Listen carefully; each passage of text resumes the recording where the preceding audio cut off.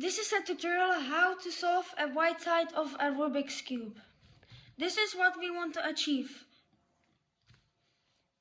I have one prepared cube here that we will solve. Shall we start? So our first step is to make a white cross like this.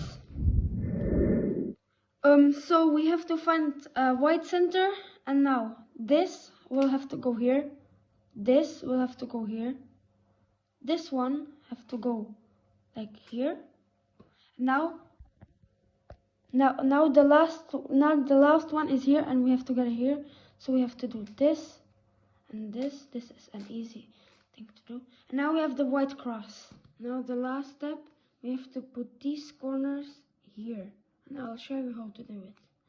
So we line it up with the blank one on the side, and now we'll go up, left, down, right. Now you see we have it. Now the last corner is here.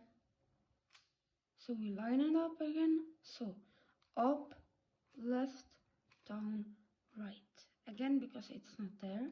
Up, left, down, right. Up, left, down, right.